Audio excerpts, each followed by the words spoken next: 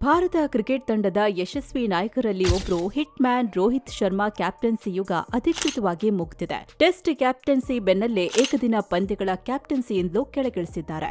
ರೋಹಿತ್ ಬರುವ ಆಸ್ಟ್ರೇಲಿಯಾ ಸರಣಿಗೆ ಕ್ಯಾಪ್ಟನ್ ಆಗಿರ್ತಾರೆ.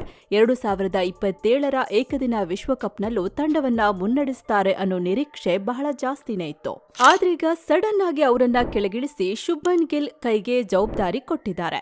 ಆ ಮೂಲಕ ಟೆಸ್ಟ್ ನಂತರ ಏಕದಿನ ಫಾರ್ಮ್ಯಾಟ್ಗೂ ಗಿಲ್ ನಾಯಕನಾಗಿ ಆಯ್ಕೆಯಾಗಿದ್ದಾರೆ. ಇದರ ಜೊತೆಗೆ ರೋಹಿತ್ ಶರ್ಮಾ ಹಾಗೂ ವಿರಾಟ್ ಕೊಹ್ಲಿ ಬೆಂಕಿ ಬಿರುಗಾಳಿಯಂತಿದ್ದ ಈ ಜೋಡಿಗೆ ಇನ್ಮುಂದೆ ಮೆರಿಟ್ ಆಧಾರದ ಮೇಲೆ ತಂಡದಲ್ಲಿ ಸ್ಥಾನ ಕೊಡಲಾಗುತ್ತೆ ಅಂತ ಚೀಫ್ ಸೆಲೆಕ್ಟರ್ ಅಜಿತ್ ಅಗರ್ಕರ್ ಹೇಳಿದ್ದಾರೆ. ಅಂದ್ರೆ ಪರ್ಫಾರ್ಮೆನ್ಸ್ ಕೊಟ್ರೆ ಮಾತ್ರ ತಂಡದಲ್ಲಿ ಸ್ಥಾನ ಸಿಗುತ್ತೆ ಅಂತ ಹೇಳಿದ್ದಾರೆ. ಆಯ್ಕೆ ಸಮಿತಿ ನಡಿಗೆ ಮೊಹಮ್ಮದ್ ಕೈಫ್, ಹರ್ಭಜನ್ ಸಿಂಗ್ ಸೇರಿದಂತೆ ಸಾಕಷ್ಟು ಮಾಜಿ ಕ್ರಿಕೆಟಿಗರು ಟೀಕೆ ವ್ಯಕ್ತಪಡಿಸಿದ್ದಾರೆ.